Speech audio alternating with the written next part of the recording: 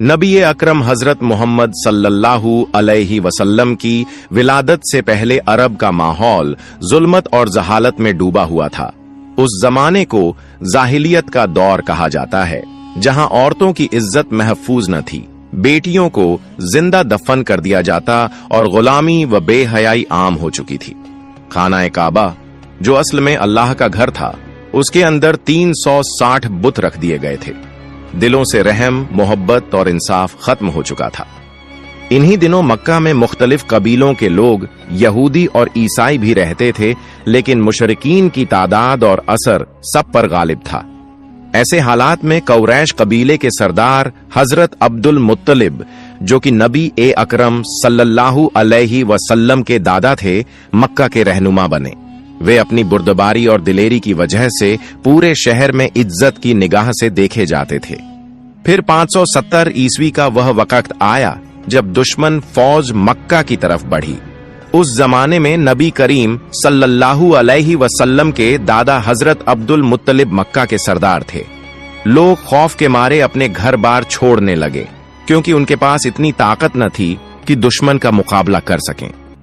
दुश्मन फौज ने कई मक्का वालों को कैद कर लिया, उन पर जुल्म ढाए और हजरत अब्दुल मुत्तलिब के 200 ऊंटों समेत मक्का के सब ऊंट छीन लिए, ताकि कोई भी उनकी राह में खड़ा न हो सके। इसी वक्त नबी के चाचा हजरत अब्दुल मुत्तलिब आए और बोले, अब्बा, हम इस हाथियों वाली फौज से नहीं लड़ सकते, बेहतर है कि उनके सामने हथियार डाल दें। तब हजरत अब्दुल मुत्तलिब अपने बेटे को लेकर हाथियों की फौज के सरदार से मिलने रवाना हुए। यह फौज का सरदार मक्का के पड़ोसी मुल्क यमन का हाकिम अब्रहा था।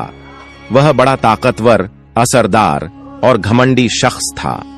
हालांकि अरब का समाज उस दौर में अंधेरों में डूबा हुआ था, लेकिन दुनिया के ज्यादातर लोग यह पहचान चुके थे कि इस्लाम ही सबसे ऊंचा, सच्चा और अमन का मजहब है।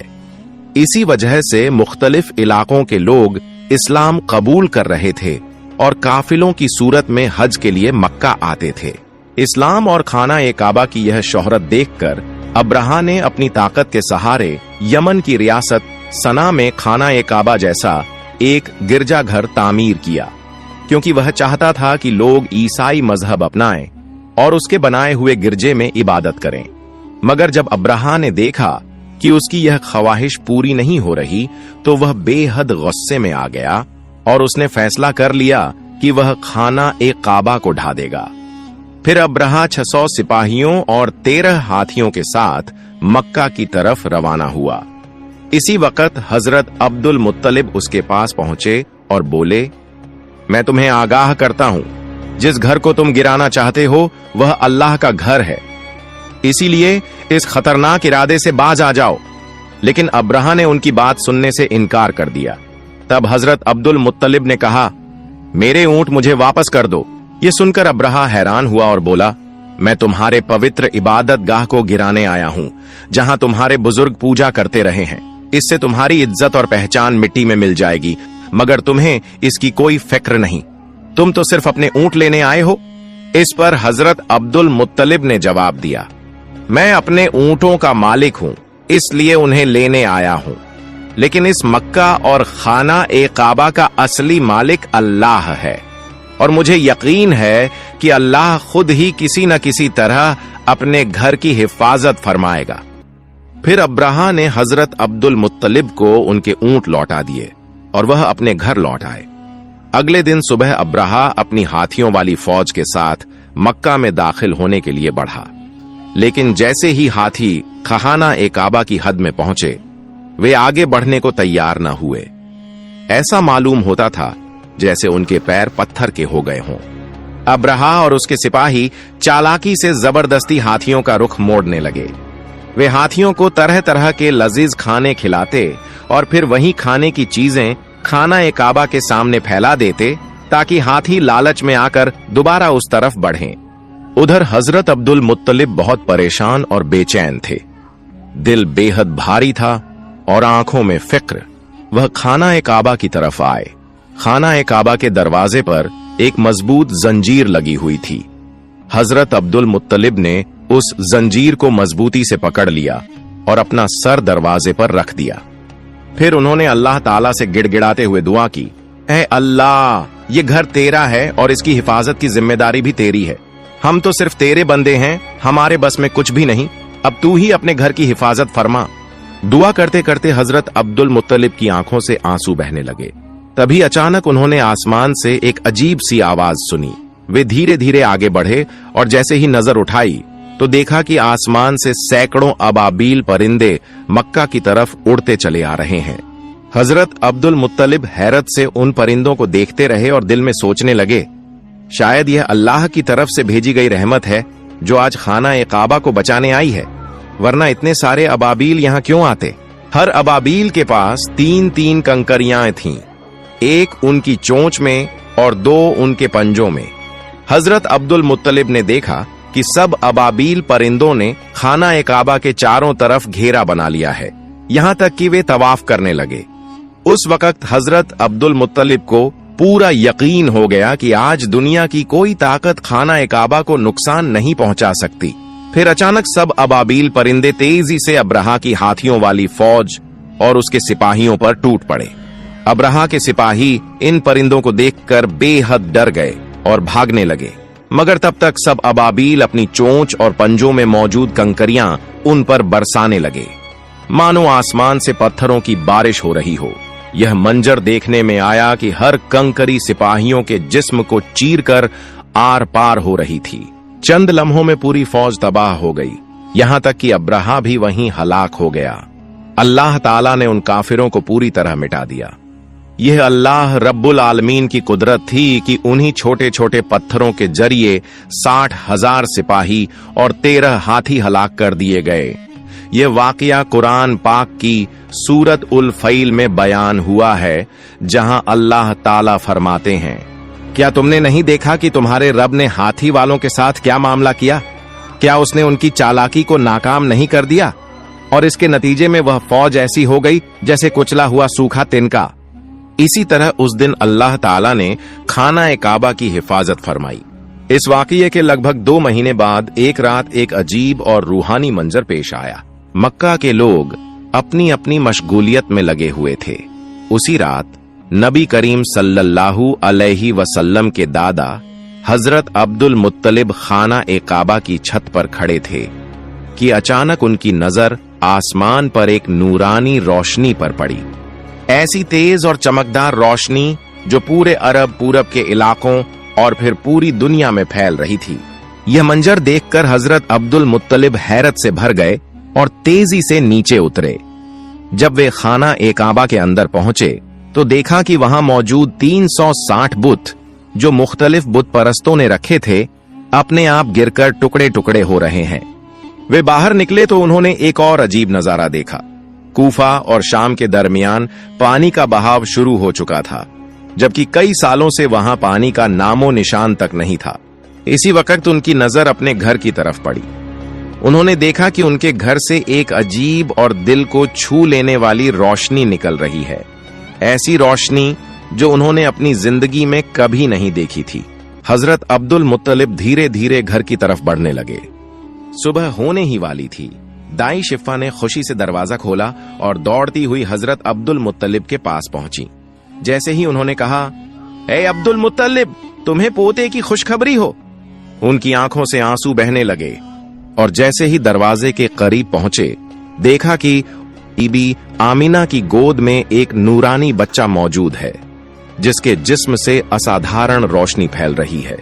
यह मंजर देखकर हजरत अब्दुल मुत्तलिब की आंखों से आंसू बह निकले, क्योंकि उस तारीखी और गुनाहों में डूबे अरब समाज में एक चिराग बनकर आने वाले प्यारे नबी हजरत मोहम्मद सल्लल्लाहु अलैहि वसल्लम दुनिया में तशरीफ ला चुके थे। मोहम्मद सल्लल्लाहु अलैहि वालिहि वसल्लम की विलादत ए बासादात जिस दिन हुई, वह दिन था पीर का दिन और महीना था रबीउल अव्वल। लेकिन ज्यादातर मोरखीन के मुताबिक यह तारीख 12 रबीउल अव्वल थी। हालांकि कुछ ने 9 या 8 रबीउल अव्वल का भी जिक्र किया है। यह वही दिन था जिसने दुनिया को एक नई रोशनी बख्शी। अगले दिन हजरत अब्दुल मुत्तलिब ने अपने प्यारे पोते की पैदाइश की खुशी में एक ऊंट ज़बह किया और गरीबों व जरूरतमंदों को खाना खिलाया। इस मौके पर उनके बेटे हजरत अब्बू तालिब भी उनकी मदद कर रहे थे। इसी दौरान नबी के चाचा अब्बू लहब वहां आए, मगर जब उन्हें पता चला कि उन्हें गरीबों के साथ बैठकर खाना खाना पड़ेगा तो वे दरवाजे से ही वापस लौट गए, क्योंकि अब्बू लहब बहुत घमंडी और खुदपरस्त इंसान था। उधर हजरत आमिना के सीने में दूध नहीं था, इसलिए नबी करीम सल्लल्लाहु अलैहि वसल्लम को दूध पिलाने के लिए एक दाई को बुलाया गया। यह दाई दरअसल अब्बू लहब की बीवी की बांदी थी। जब अब्बू लहब घर वापस आया तो उसकी बीवी ने गुस्से में उससे झगड़ा किया, तुमने मेरी बांदी को यह काम करने क्यों दिया? असल में अब्बू लहब की बीवी भी बहुत घमंडी और खुदगर्ज औरत थी। दूसरी तरफ यहूदी आलिम एक जगह बैठकर आपस में मशविरा कर रहे थे। वे समझ चुके थे कि जरूर कोई खास बच्चा पैदा हुआ है, क्योंकि उनकी आसमानी किताबों में उसका जिक्र मौजूद था। जिस रात प्यारे नबी सल्लल्लाहु अलैहि वसल्लम का जन्म हुआ, उस रात आसमान पर जो नूरानी रोशनी फैल गई थी, उसे देखकर यहूदी और ईसाई आलिम समझ गए थे कि वह बच्चा दुनिया में आ चुका है। मगर यहूदी सबसे ज्यादा परेशान थे, क्योंकि उनमें से किसी के घर ऐसा बच्चा पैदा नहीं हुआ था, तो फिर वह बच्चा कौन हो सकता है? इसी वजह से यहूदी सरदारों ने कई बच्चों को खरीदने की कोशिश की ताकि उस बच्चे को अपनी कौम में शामिल कर लें। बल्कि उन्होंने कई चालाक औरतों को पैसे देकर हुक्म दिया कि किसी खास निशानी के जरिए उस नबी को तलाश करो। कुछ दिन बाद बच्चों के नाम रखने का एक समारोह हुआ। वहां कई बच्चों के नामों का ऐलान किया जा रहा था और सब लोग खुशियां मना रहे थे। उसी महफिल में हजरत अब्दुल मुत्तलिब भी आए। उन्होंने अपने प्यारे नवासे को गोद में लिया और उसका नाम रखने के लिए आगे बढ़े। हजरत अब्दुल मुत्तलिब ने पहले काले पत्थर हजर ए अस्वद पर हाथ रखा। तभी खाना ए काबा के दरवाजे का कुंडा खुद ब खुद दरवाजे से टकराने लगा और नन्हे नबी सल्लल्लाहु अलैहि वसल्लम के जिस्म से नूर की किरणें फूटने लगीं। उस वक्त हजरत अब्दुल मुत्तलिब ने ऐलान किया, यह बच्चा मोहम्मद के नाम से जाना जाएगा और तुम लोग इस नाम को कभी नहीं बदल सकते। यह कहकर उन्होंने सबको खामोश कर दिया और सब ने उनकी बात मान ली। फिर यह देखा गया कि अब्बू लहब अपनी बीवी की बांदी को वापस लेने आया। उसने ही सबसे पहले नबी सल्लल्लाहु अलैहि वसल्लम को दूध पिलाया था, मगर अब नबी भूखे थे और उन्हें दूध नहीं मिल रहा था। यह मंजर देखकर हजरत अब्दुल मुत्तलिब सीधे अब्बू लहब के पास पहुंचे और उससे वजह पूछी। अबू लहब ने कहा, यह बांदी मेरी बीवी ने मुझे तोहफे में दी थी, इसलिए इसकी मालकिन मेरी बीवी है। यह सुनकर हजरत अब्दुल मुत्तलिब गुस्से से भर गए और बोले, तुम मोहम्मद सल्लल्लाहु अलैहि वसल्लम के चाचा होकर भी ऐसी बात कर रहे हो, जबकि मैं तो मोहम्मद सल्लल्लाहु अलैहि वसल्लम के लिए अपनी जान देने को भी तैयार हूं। मगर याद रखो, अल्लाह ही सबसे बड़ा हाफिज है। यही वजह थी कि नबी करीम सल्लल्लाहु अलैहि वसल्लम ज्यादा दिनों तक दूध के बिना न रह सके। उस वक्त अरब की रिवायत थी कि बच्चे की पैदाइश के बाद उन्हें दूध पिलाने और परवरिश के लिए देहात की औरतों के सुपुर्द कर दिया जाता था, ताकि बच्चा खुली हवा में पलकर मजबूत हो सके। इसका एक और फायदा यह था कि बच्चे को शुद्ध अरबी जबान भी सिखाई जाती थी। रेगिस्तान की औरतों को इस खिदमत के बदले अच्छा इनाम दिया जाता था। हर साल रेगिस्तान की औरतें मक्का आती थीं ताकि बच्चों को गोद ले सकें। उस साल भी कई औरतें अपने शौहरों के साथ मक्का पहुंचीं। उनमें एक जोड़ा ऐसा भी था जो सफर की सख्त गर्मी से बेहद थक चुका था और उनका ऊंट भी कमजोर हो गया था। मजबूरी में उन्होंने सबसे पहले अपना ऊंट सस्ते दामों में बेच दिया और फिर बच्चे की तलाश में निकल पड़े। मगर वे देर से पहुंचे थे, क्योंकि दूसरी औरतें पहले ही तमाम बच्चों को ले चुकी थीं। यह देखकर उनका दिल उदास हो गया। इसी दौरान जब कसाई उनके बेचे हुए ऊंट को ज़बह करने लगा तो अचानक ऊंट खड़ा हो गया, भागने लगा और सीधा नबी करीम सल्लल्लाहु अलैहि वसल्लम के घर में दाखिल हो गया। यह देखकर वह औरत भी ऊंट के पीछे पीछे दौड़ती हुई नबी के घर पहुंची। नबी करीम सल्लल्लाहु अलैहि वसल्लम की वालदा हजरत आमिना ने उस औरत को थका हारा और भूखा देखा तो उसे अपने घर में अंदर बुलाया और खाना खाने के लिए कहा। साथ ही अपने प्यारे बच्चे को पालने में लिटा दिया। जब वह औरत अपने बच्चे को पालने में रखने लगी तो अचानक उसकी नजर नन्हे मोहम्मद सल्लल्लाहु अलैहि वसल्लम पर पड़ी, जिनके जिस्म से नूर की तेज किरणें चमक रही थीं। यह देखकर वह औरत हैरत में पड़ गई। फिर उसने नन्हे मोहम्मद सल्लल्लाहु अलैहि वसल्लम को अपनी गोद में उठा लिया और उन्हें भूखा देखकर दूध पिलाया। यही औरत नबी की दूध मां हजरत हलीमा सादिया बनी। चूंकि नबी करीम सल्लल्लाहु अलैहि वसल्लम की परवरिश के लिए ज्यादा इनाम देने वाला कोई न था, इसलिए अब तक किसी ने उन्हें गोद नहीं लिया था। इसी मामले में हजरत अब्दुल मुत्तलिब ने हजरत हलीमा और उनके शौहर से बात की। हजरत हलीमा और उनके शौहर यह जानते हुए भी कि उन्हें ज्यादा इनाम नहीं मिलेगा, इस बात पर राजी हो गए। फिर हजरत आमिना ने अपनी तमाम तकलीफों के बावजूद अपने लाल को हजरत हलीमा के सुपुर्द कर दिया। बदले में उन्हें 2 ऊंट और 1 गधा दिया गया। जब हजरत हलीमा नबी को लेकर अपने इलाके पहुंची तो वहां बारिश होने लगी, जबकि कई साल से वहां बारिश का नाम और निशान तक नहीं था। और जिस दिन से नबी करीम सल्लल्लाहु अलैहि वसल्लम हजरत हलीमा के घर आए, उनके घर में अल्लाह की रहमतों की बरकतें शुरू हो गईं। यूं 2 साल का अरसा गुजर गया। जब मियाद पूरी हुई तो हजरत हलीमा और उनके शौहर नबी करीम सल्लल्लाहु अलैहि वसल्लम को वापस उनकी वालदा हजरत आमिना के पास ले आए। जैसे ही नबी मक्का पहुंचे, खाना ए काबा नूर से जगमगा उठा। दूसरी तरफ हजरत आमिना अपने बेटे को देखकर खुशी से रो पड़ी। मगर उसी वक्त काबा के आसपास एक महामारी फैल चुकी थी। इसी दौरान हजरत अब्दुल मुत्तलिब को खबर मिली कि बनी इस्राइल के यहूदी अब भी नबी की तलाश कर रहे हैं। किसी भी खतरे से बचाने के लिए उन्होंने गहरी फिक्र का इजहार किया और दोबारा हजरत हलीमा सादिया को बुलाया और अपने प्यारे पोते को उनके हवाले करते हुए फरमाया, ऐ हलीमा, ये बच्चा अल्लाह की अमानत है, इसे अपने पास रखो और हर वक्त हिफाजत का ख्याल रखो। यूं प्यारे नबी करीम हजरत मोहम्मद सल्लल्लाहु अलैहि व आलिहि वसल्लम दोबारा हलीमा सादिया के घर चले गए और कुछ अरसा गुजरा था। इसी दौरान हजरत हलीमा बीमार हो गईं। वहां के हकीम और जादूगर उन्हें ठीक करने की कोशिश करते रहे, लेकिन कोई फायदा न हुआ। यह देखकर नबी करीम सल्लल्लाहु अलैहि वसल्लम ने जादूगरों को वहां से हटा दिया और जैसे ही नबी ने हजरत हलीमा का हाथ थामा, वे अचानक पूरी तरह से तंदुरुस्त हो गईं। यह मंजर देखकर जादूगर हैरत में पड़ गए और फौरन वहां से चले गए, मगर वह समझ चुके थे कि यही वह खास बच्चा है। इसीलिए उन्होंने यह खबर यहूदियों को दे दी। यह सुनकर नबी को पकड़ने के लिए दुश्मनों ने हजरत हलीमा के घर पर हमले शुरू कर दिए। हजरत हलीमा और उनके शौहर ने नबी को बचा लिया, मगर वह आने वाले खतरों को भांप चुके थे। इसी वजह से हजरत हलीमा के शौहर नबी को लेकर मक्का के एक पहाड़ की तरफ रवाना हो गए। मगर इस बार जब नबी को ले जाया जाने लगा तो हजरत हलीमा की आंखों से आंसू रुकने का नाम नहीं ले रहे थे।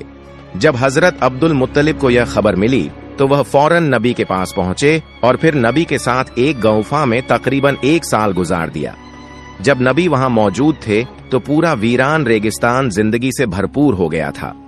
फिर एक दिन हजरत आमिना उस गौफा से नबी को लेकर मदीना आईं ताकि अपने रिश्तेदारों से मुलाकात करें और नबी के वालिद हजरत अब्दुल्लाह की कब्र की जियारत करें।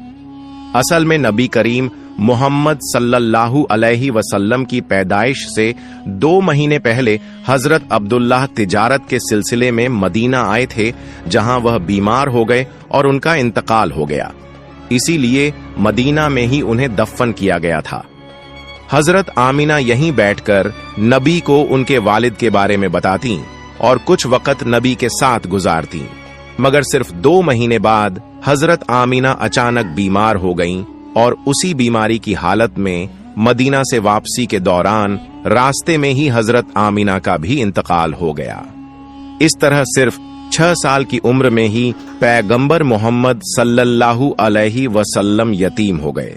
मगर उसी दौरान जब यहूदियों ने पैगंबर पर हमला करने की कोशिश की तो पैगंबर मोहम्मद सल्लल्लाहु अलैहि वसल्लम के चाचा हजरत अब्बू तालिब ने उन्हें रोक दिया।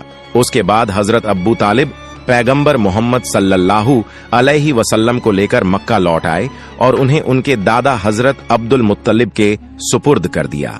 पैगंबर मोहम्मद सल्लल्लाहु अलैहि वसल्लम और हजरत अब्दुल मुत्तलिब हमेशा साथ रहते थे, यहां तक कि खाना काबा की देख रेख और हज के लिए आने वाले जायरीन की सेवा में पैगंबर अपने दादा की मदद किया करते थे। लेकिन एक दिन जब हजरत अब्दुल मुत्तलिब तवाफ काबा कर रहे थे तो वह अचानक बीमार हो गए। इसी मौके का फायदा उठाते हुए पैगंबर मोहम्मद सल्लल्लाहु अलैहि वसल्लम के घमंडी चाचा अब्बू लहब कुरैश का सरदार बनना चाहते थे, मगर जल्द ही हजरत अब्दुल मुत्तलिब ने जिम्मेदारी हजरत अब्बू तालिब के हवाले कर दी। कुछ दिनों बाद हजरत अब्दुल मुत्तलिब का इंतकाल हो गया। इस तरह सिर्फ 8 साल की उम्र में पैगंबर मोहम्मद सल्लल्लाहु अलैहि वसल्लम बिल्कुल अकेले रह गए। उसके बाद पैगंबर अपने चाचा हजरत अब्बू तालिब के साथ मक्का में रहने लगे। वहां पैगंबर बकरियां चराने समेत विभिन्न काम किया करते थे। इसी तरह वक्त गुजरता गया और आप सल्लल्लाहु अलैहि वसल्लम की उम्र 12 साल हो गई। और प्यारे दोस्तों, चूंकि आपके चाचा हजरत अब्बू तालिब एक ताजिर थे, इसलिए आपने भी तिजारत का पेशा इख्तियार फरमाया। इंशाअल्लाह हमारी अगली वीडियो में हम हजरत मोहम्मद सल्लल्लाहु अलैहि वसल्लम की तिजारत के सफर और उसके हैरत अंगेज वाकयात को बयान करेंगे। हमें यकीन है कि आप इस मुबारक किस्से को सुनने के लिए बेसब्री से इंतजार करेंगे।